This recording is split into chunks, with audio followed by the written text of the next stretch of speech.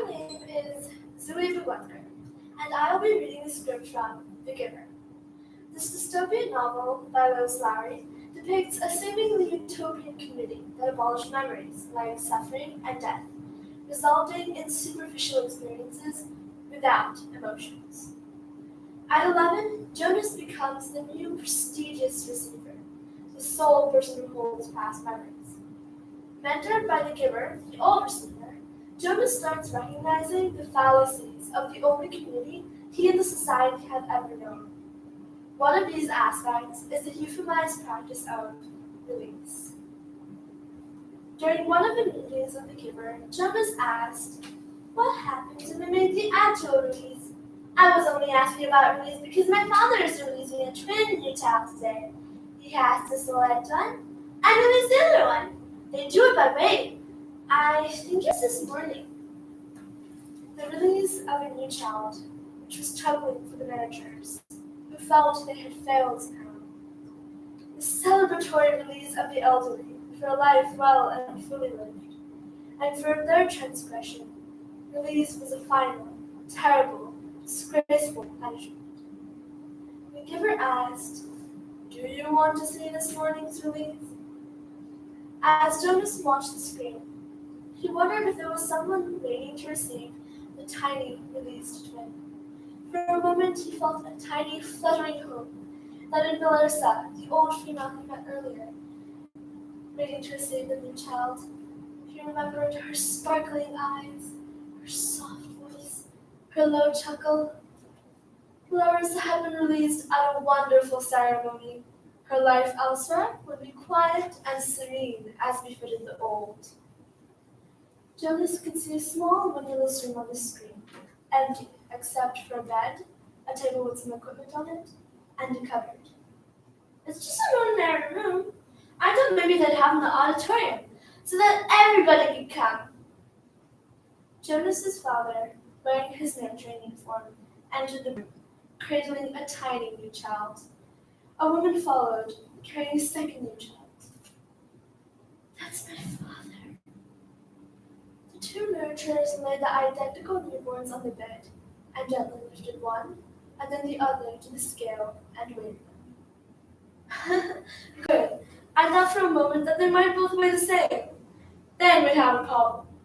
But this one is 6 pounds even, so you can clean him up and dress him and take him over to the center. And you, little guy, you're only 5 pounds 10 ounces. A shrimp. That's the special voice he uses with Gabriel, the new child we cared for." The giver commanded, "Watch." Now he cleans him up and makes him comfy. He told me once. "Be quiet, Jonas. Watch." Jonas's father took out a syringe and a small bottle and began very carefully to direct the needle into the top of the new child's forehead. The newborn squirmed and wailed faintly. "Was it? Shh!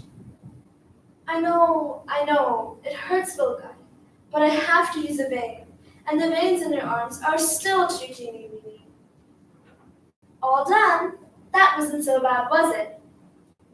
As he continued to watch, the new child, no longer crying, moved his arms and legs in a drinking motion. Then he went limp. His head fell to the side, his eyes half open. Then he was still. With an odd, shocked feeling, Jonas recognized the posture. He had seen it before, but he couldn't remember where. Jonas stared at the screen, waiting for something to happen. But nothing did. The little twin lay motionless. The memory that he received from the giver came back. Once again, he felt the choking sensation. Once again, he saw the face of the light-haired, bloodied soldier as life left his eyes. He continued to stare at the screen numbly. His father opened a small door in the wall that looked like a chute into which trash was deposited. His father loaded the carton containing the body into the chute and gave it a shove. Well, there you are, Jonas. You were wondering about release. Jonas felt a ripping sensation of terrible pain clawing its way forward to emerge in a cry. He killed it! My father killed it! My father! My father! A nurturer! A killer? The giver went to the wall speaker and clicked the switch to on to instruct the receptionist. Yes, receiver, how may I help you? Notify the new receiver's traveling unit that he'll be staying with me tonight for additional training. I will take care of that, sir. Thank you for your instructions. I will take care of that, sir. I will do what you like, sir. I will kill people, sir. Small, newborn people? I'd be happy to kill them, sir. Thank you for your instructions, sir. How may I help?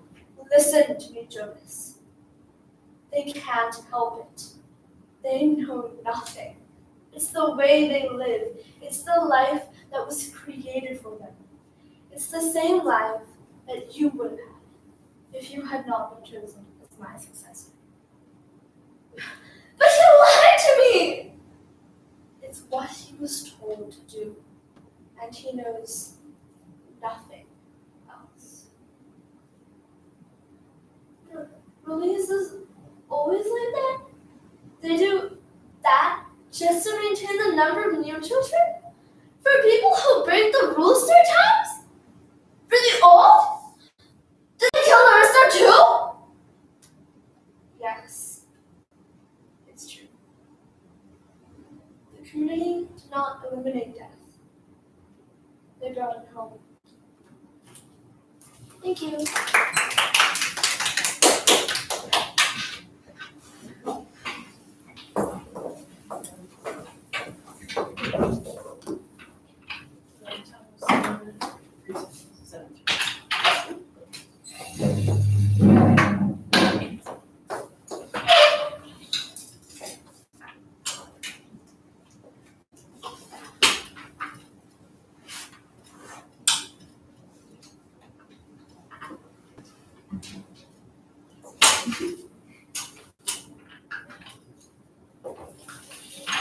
Just bring it down.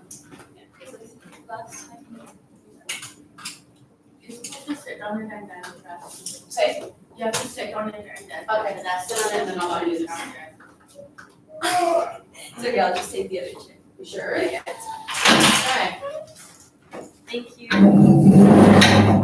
Wish I could help, sorry. It's here sometime in the far future, and the children of the planet Venus are excited to finally see the sun after 7 years of constant rain. One of these excited children is Marco, who came from Earth and remembers the magic of sunshine.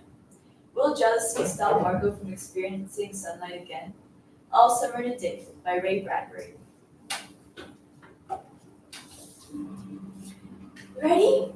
Ready. Now? Soon. Do the scientists really know? Will it happen today? Will it? Look, see for yourself. The children pressed to each other, like so many roses, so many weeds, intermixed, peering out for a look at the hidden sun. It rained. It had been raining for 7 years, thousands upon thousands of days, compounded and filled from one end to the other with rain, with the drum and gush of water, with the sweet crystal falls of showers, and the concussion of storms so heavy they were tidal waves come over the islands.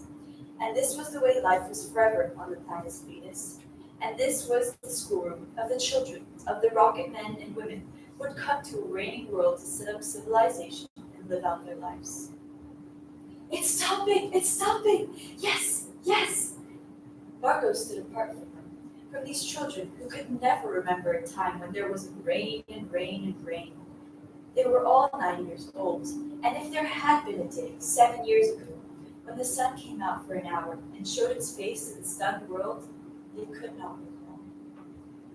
All day yesterday they had read in class about the sun and how like a lemon it was and how hot, and they had written short stories or essays or poems about it. I think the sun is a flower that blooms for just 1 hour.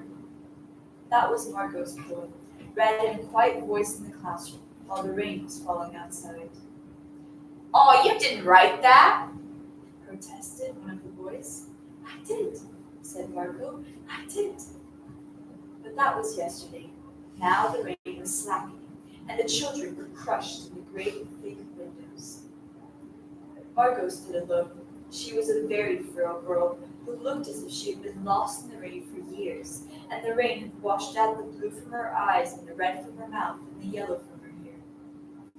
Now she stood, separate, staring at the rain and the loud wet world beyond the huge glass.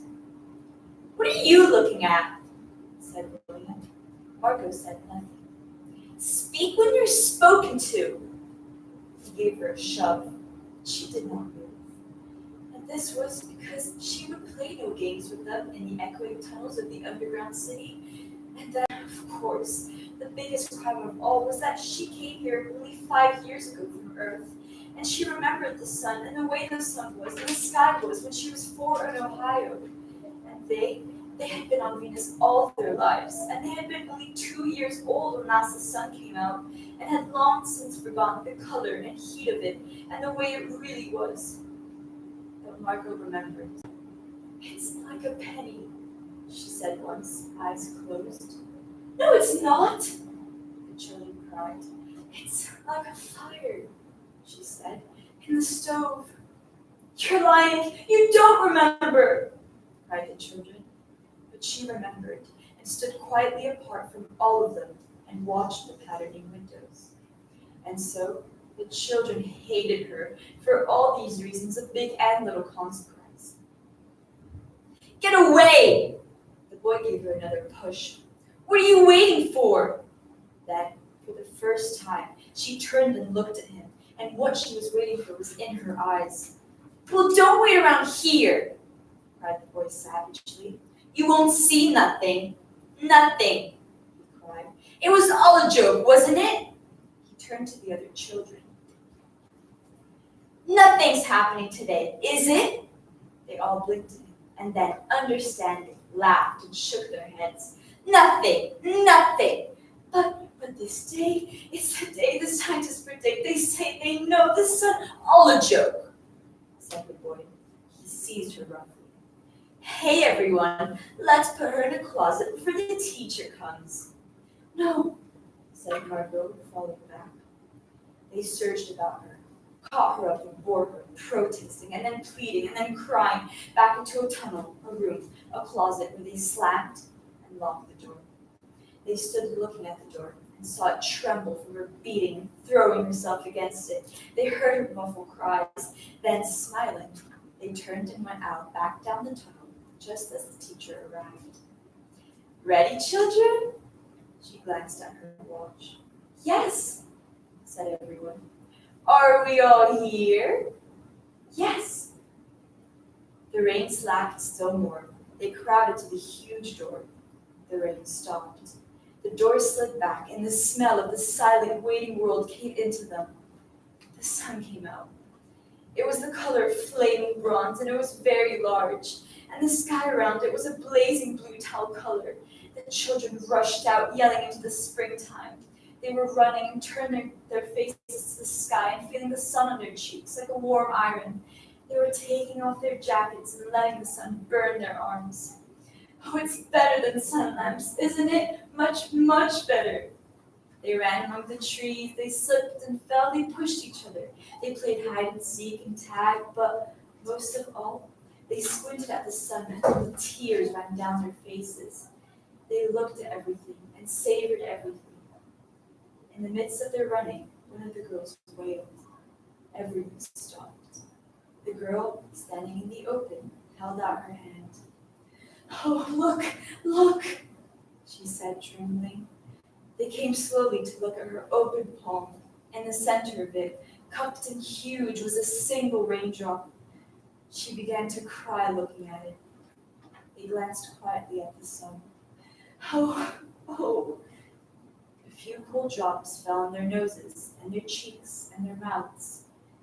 They stood in the doorway of the underground for a moment until it was raining hard.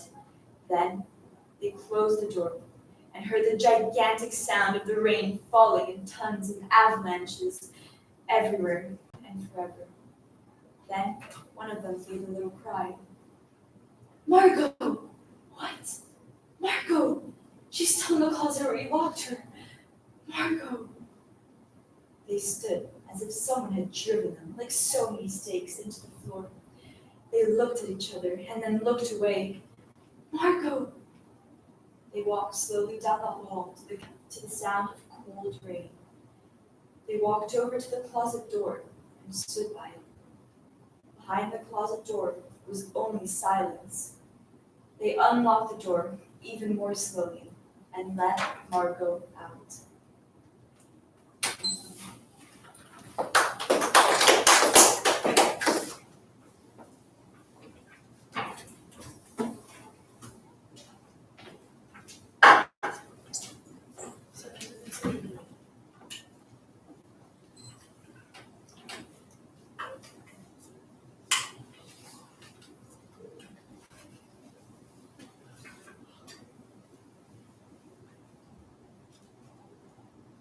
My name is Maya Shah, and I am doing an excerpt from the book Wonder by R.J. Palacio. This book is about August Burke, a 10-year-old boy who has a rare facial deformity. Due to his deformity, August has already had over 25 surgeries, and as a result, has had to be homeschooled. This excerpt is about August as he enters 5th grade in a normal school for the first time. I don't want an ordinary 10-year-old kid. I mean, sure, I do ordinary things like eating ice cream, riding my bike, and playing Xbox. And I feel ordinary inside. But I know ordinary kids don't make other ordinary kids run away screaming in playgrounds. I know ordinary kids don't get stared at wherever they go. If I found a magic lamp and I could have one wish, I would wish I had a normal face that no one ever noticed at all. On the first day of school, I was so nervous that butterflies in my stomach were more like pigeons flying around my insides. However, I didn't catch anyone staring or even noticing me. Not that I needed proof. I knew I was the top of the school. I did my little thing and pretended not to notice. It's easy to be in the midst of people and act like you don't notice them. I quickly headed to my room and silently thanked Mr. Dushman for the tour. In school, I hung out with Jack, who was one of the kids I met on the tour. We had a lot of classes together, and in each class, we were seated next to each other. I have a feeling this was planned, but I decided to ignore it. I felt like Jack was a good friend, and he made me laugh. It was fun to have a friend, for once. However, apart from Jack and a girl named Summer, I had a hard time making new friends. No one wanted to be around me, and the kids had even started a plague game where if anyone touched me, they would have to wash their hands in 30 seconds or they would catch the plague. The school year went on, and in the spring, 5th graders started preparing their annual residential trip to the Broadwood Nature Resort in Pennsylvania. The trip was for 3 days and 2 nights, and it's a 4-hour bus drive away. The kids sleep in cabins with bunk beds, and there are campfires and s'mores and long walks through the woods. The teachers have been prepping us about the trip all year long, so all the kids are really excited, except for me. And it's not even that I'm not excited, because I kind of am. It's just that I've never stepped away from home before, and I'm kind of nervous. The bus ride went really fast. I sat by the window, and Jack was next to me in the aisle seat. Summer and Maya were in front of us. Everyone was in a good mood, kind of loud, laughing a lot. It was like that for the whole trip, which flew by so quickly. Soon it was a much anticipated movie night, where all the schools would gather in a large cornfield to watch a movie together. We were waiting for the other schools to come, and just then, without any announcement, all the lights at the end of the field went on at once. An announcement came with huge speakers. Welcome to the 23rd annual Big Movie Night at the Broadwood Nature Reserve. Welcome, teachers and students from all schools. A video went up across the field. After the movie's over, it will be quite dark, so I ask all of you to stay with your school as you make your way back to the buses. Tonight's movie presentation will be The Sound of Music. Instantly, I smiled, remembering this is my sister's favorite movie. We headed in the direction of the giant screen, and that's when we walked straight into a group of kids we didn't know. We They just come out of the woods, doing stuff I'm sure they didn't want their teachers to know about. I could smell the smoke now, the smell of both firecrackers and cigarettes. And they pointed their flashlight straight at us. There were 6 of them, 4 boys and 2 girls. They looked like they were in the 7th grade. What school are you from? One of the boys called out. Teacher Pratt, Jack started to answer, when all of a sudden one of the girls started screaming. Oh my god! Oh my god! She shrieked, holding her hand over her eyes like she was crying. I figured maybe a huge bug had just flown into her face or something. All of them started half laughing, half covering their eyes now, pushing each other and cursing loudly. What is that? Said the kid who was pointing a flashlight at us. And it was only then that I realized the flashlight was pointed right at my face. And what they were talking about, screaming about, was me. Let's get out of here, Jack said to me quietly, and he pulled me by my sweatshirt and started walking away from them. Wait! Yelled the guy with the flashlight, cutting us off. He pointed the flashlight right in my face again. Now he was only about 5 feet away. Oh man, he said. What happened to your face? Stop it, Eddie, said one of the girls. I didn't know we were watching Lord of the Rings tonight, he said. Look guys, it's Golem. This made us friends hysterical. Again, we tried to walk away from them, and again the kid named Eddie cut us off. He was at least a head taller than Jack, who was about a head taller than me, so the guy looked huge to me. No man, it's alien, said one of the other kids. No man, it's Orc, Laughed Eddie, shining the flashlight in my face again. This time, he was right in front of us. Leave him alone, okay? Said Jack, pushing my hand holding the flashlight away. Make me, Answered Eddie, pointing the flashlight in Jack's face now. What's your problem, dude? Said Jack. your boyfriend's my problem. Jack, let's just go, I said. Oh man, it talks, Screamed Eddie, shining the flashlight in my face again. Then one of the other guys threw a firecracker at our feet. Jack tried to push past Eddie, but Eddie shoved his hands to Jack's shoulders and pushed him hard. Jack fell backwards. Okay. Look, I said, stepping in front of Jack, holding my hands up in the air like a traffic cop. We're a lot smaller than you guys. Are you talking to me, Freddy Krueger? Because I don't think you want to mess with me, you ugly freak, said Eddie. This was the point where I knew I should run away as fast as I could. But Jack was still on the ground, and I was not about to leave him. Then, out of the blue, Eddie guy grabbed my hood as I passed by him, yanking it really hard, so I was pulled backwards and fell flat on my back. It was a hard fall, and I hurt my elbow pretty bad on a rock. I couldn't really see what happened afterwards, except that our screams attracted other boys from our school. And that's when all hell broke loose.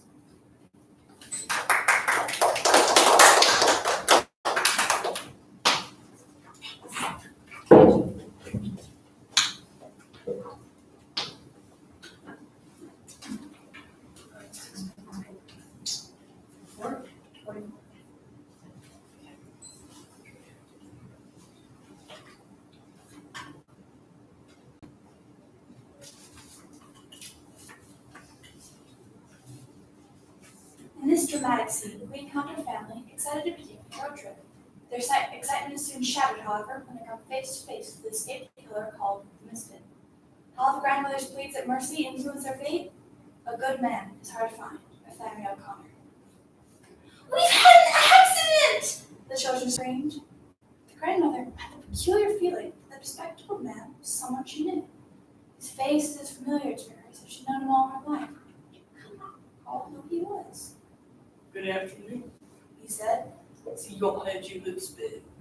We turned over twice, said the grandmother. Once, He corrected. we seen him. Try their car and see whoever unhire him. He said quietly to the boy with the gray hat. What you got that gun for? John Wesley asked. What you gonna do with that gun? Lady, The man said to the children's mother. do you mind calling the children sit down by you? Children make me nervous. Y'all sit down there, right there where you're at. What are you telling us to do for? John Wesley asked. Behind them, the line of the woods gaped like a dark, open mouth. Look here now. Bailey began suddenly. We're in a predicament. We're in. The grandmother shrieked. She scrambled to her feet and stood staring. You're the misfit! She yelled. I recognize you man said, smiling as slightly as if he were pleased in spite of himself, you know. But it would have been better for all you, lady, if you hadn't recognized me. Bailey turned his head sharply, said something to his mother that shocked even the children. The old lady began to cry, and then stood ready. Listen, Bailey began. we're in a terrible predicament. Nobody realizes what this is. His voice cracked. His eyes were as blue and intense as the parrot's on his shirt. He remained perfectly still. The grandmother reached out to adjust her hat brim as if she were going into the woods with him, but it came off of her hand. She stood staring at it, and after a second, let it fall to the ground. Hiram pulled Bailey up by the arm as if he were resisting an old man. John Wesley caught hold of his father's hand. They went off towards the woods. Just as they reached the dark edge, Bailey turned and, supporting himself against gray, naked pine trunk, he shouted, I'll be back in a minute, Mama. Wait on me. "Bailey boy!" the grandmother called in a tragic voice. She found she was looking at the misfit, squatting on the ground in front of her. I just know you're a good man. She said desperately. Oh, I ain't a good man. The misfit began. I ain't the worst in the world neither. "You would shoot a lady, would you?" the grandmother said, and removed a clean handkerchief from her cuff and began to sap her eyes with it. I hate to have to. "Listen!" the grandmother almost screamed. "I know you're a good man. You don't look a bit like you're common blood. I know you must come from nice people." Yes, ma'am. Finest people in the world. "Listen," she said. "You should call yourself the misfit, because I know you're a good man at heart. I can just look at you and tell."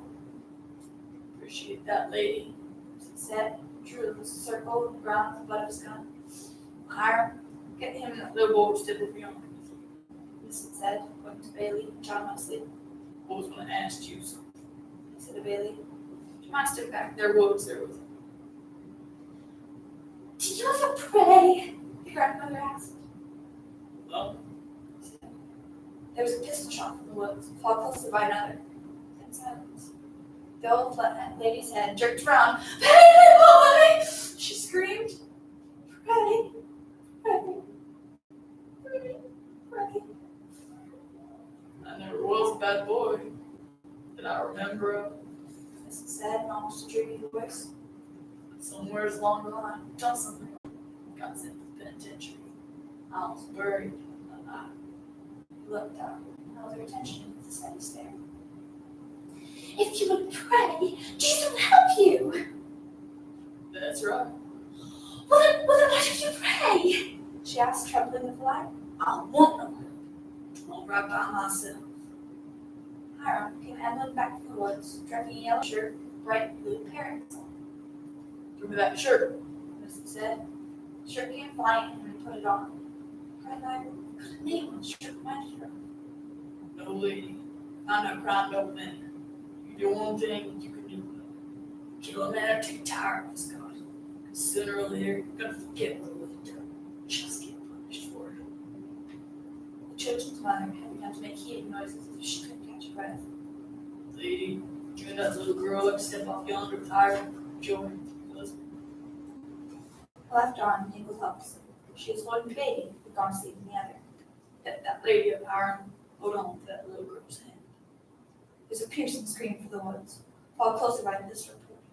Does it seem right to you, lady, for one's punished at 8, another ain't punished at all? You've got good blood. I know you shoot a lady. I know you come from nice people. Pray, you're not shoot a lady. I'll give you all the money I've got. Lady, you never would buy the Undertaker. There are two more pistol reports, and the grandmother raised her head and called, "Bailey boy! Bailey boy!" Her heart would break. Jesus was the only one that ever raised the dead. He shouldn't have done it. Thrown everything on the balance. Did what he said. Nothing for you to do. Throw away everything and follow. If you didn't, nothing for you to do but enjoy the few minutes you got left the best way you can. By killing somebody, burning his house down, doing some other reasons to him. No pleasure but meanness. His voice seemed to crack, and the grandmother's head cleared for an instant. She saw the man's face, twisted and close to her own, as if he were going to cry. She murmured, Ah, You're my babies! You're my children! She reached out and touched him on the shoulder. Miss Pitt sprang back as the snake bit and shot her 3 times through the chest. Then, he put his gun down on the ground, took off his glasses, and began to clean them. Hiram returned from the woods and stood over the ditch, looking down at the grandmother, who half sat, half lay in a puddle of blood, the legs crossed under her like a child's, and the face smiling up at the cloudless sky. She would have been a good woman. As he said, There'd been somebody there to shoot her every minute of her life.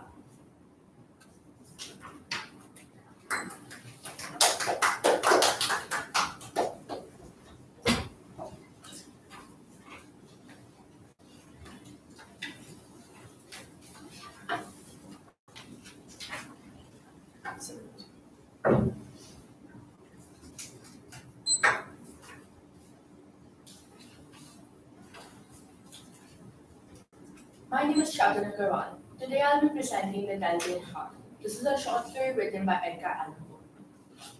It's true, I have been ill, very ill. But why do you say that I have lost control of my mind? That I'm mad? Can you not see that I have full control of my mind? Indeed, the illness only made my mind, my feelings, my senses stronger. My sense of hearing especially. I hear sounds I had never heard before. I hear sounds from heaven and sounds from hell. Listen, and I'll tell you how it happened. You'll see and hear how healthy my mind is. It's impossible to say how the idea first entered my head. There was no reason for that, for what I did. I did not hate the old man. I even loved him. I think it was his eye. His eye was like the eye of a vulture, the eye of one of those terrible birds that watch and wait while an animal dies and then falls upon the dead body and pulls it to pieces to eat it.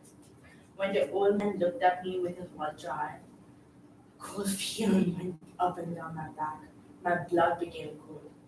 So I finally decided I had to kill the old man and close that eye forever. So you think I'm mad? A madman cannot plan. Every night about 12 o'clock, I slowly opened his door. And when the door was open wide enough, I put my hand in, and then my head. In my hand, I held a light covered over with a cloth, and I stood there quietly. Then I lifted the cloth until a small light fell across the light. For 7 nights I did this, every night at midnight. All this I was closed, so it was impossible for me to do the work. For it was not the old man I felt I had to kill, it was his evil eye. Every morning, I went to his room, and with a warm, friendly voice, I asked him how he had slept. He could not guess that every night I looked in at him as he slept. The 8th night, I was more than usually careful. Never before had I felt so strongly my power. I was not sure of success.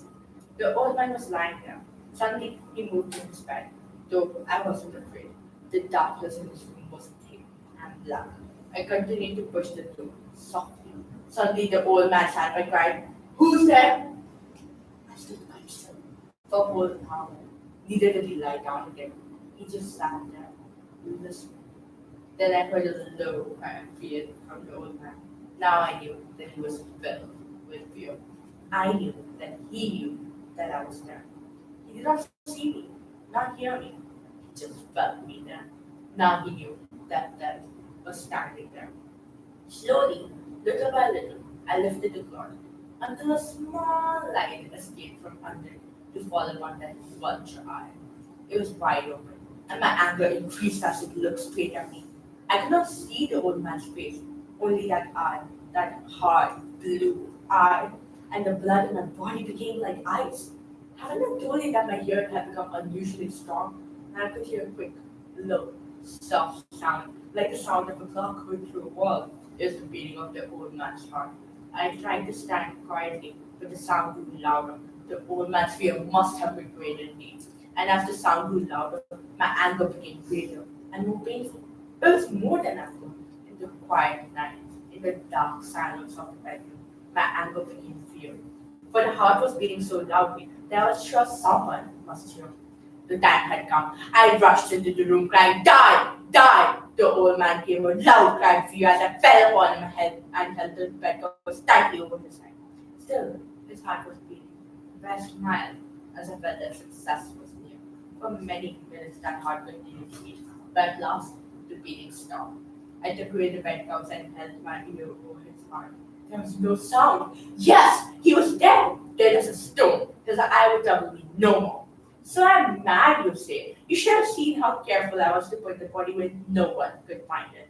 First, I cut off the head, then the arms, and the legs. I was careful not to let a single drop of blood fall on the floor. I pulled up 3 of the boards that formed the floor and put the pieces there.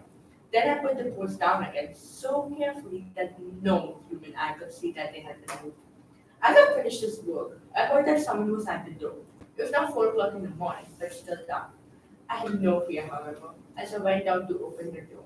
3 officers of the police were at the door. One of the neighbors had heard the old man's cry and had called the police. These 3 had come to ask questions and to search the house. I asked the policeman to come in. I said that the cry was my own. In a dream, the old man was with. I took them through the whole house, telling them to search for.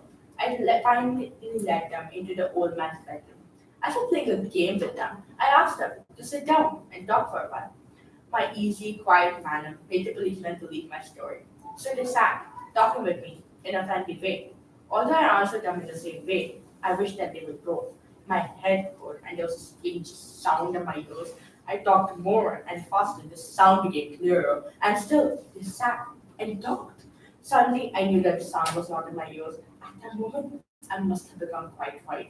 I talked still faster and louder, and the sound too became louder. It was a quick, low, soft sound, like the sound of a clock heard through a wall, a sound I knew well. Louder it became and louder. Why did the men not go? Louder, louder. I stood up and walked quickly around the room. I pushed my chair across the floor to cover a terrible sound. I talked even louder, and still the men talked and smiled. Was it possible that they could not hear? No, they heard. I was certain of it. Now it was they who were playing a game with me. I was suffering more than I could bear from the smiles and that sound. Louder, louder, louder. Suddenly, I could bear it no longer. I pointed at the boards. I cried, yes, yes, I killed him. Pull out the boards and you shall see. I killed him. But why does his heart not stop beating? Why does it not stop?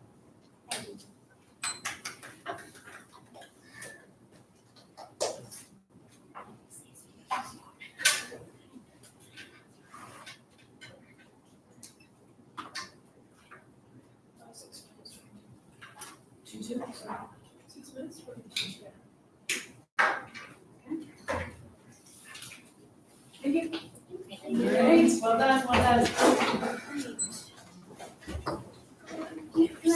Do any of you know where the next monster?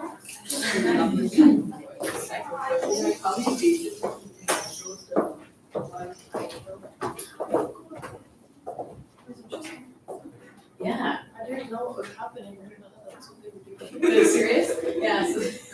I know, and I always cry at the part where he kills the baby. I'm just like, I'm crying. Wait, what baby? In the giver. Oh, yeah. Yes. Yeah.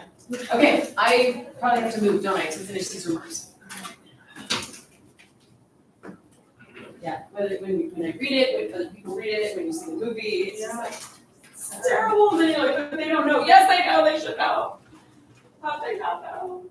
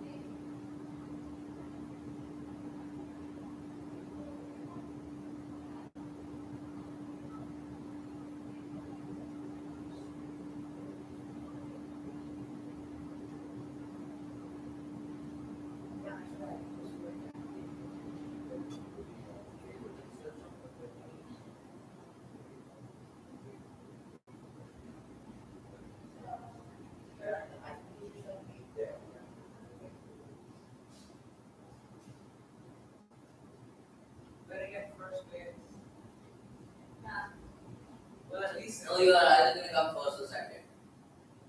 The night mother one was better than ours. Then cutting one, then That was more intense, but it's like, no big deal. Be good. And if they cut it back first, then you are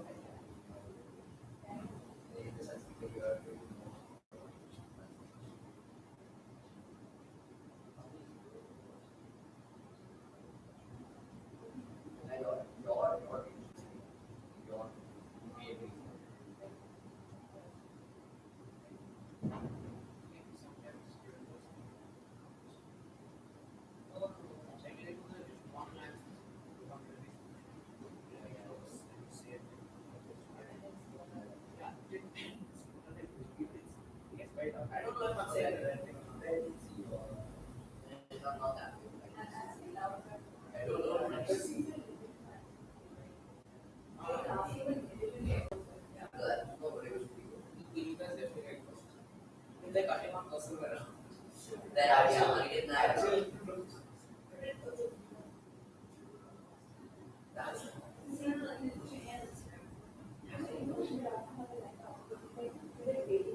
I want to do after we go to make an option. Yeah. Because I always have another one which is like remember like I think you said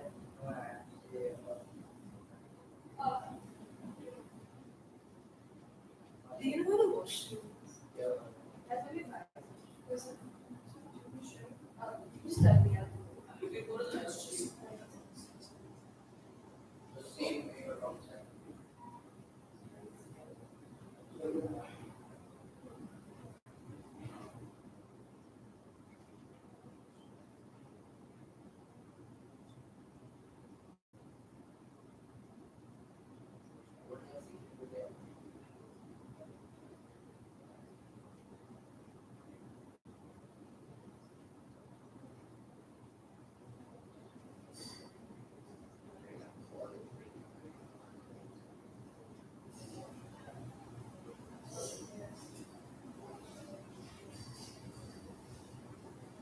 So close.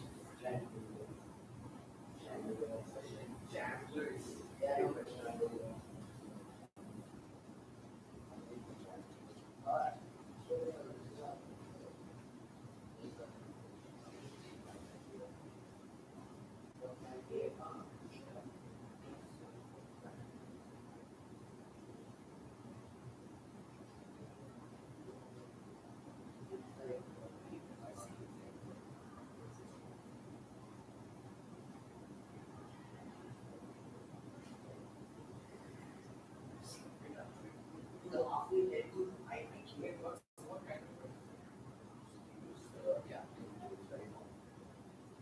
Okay. Some yeah. You reply like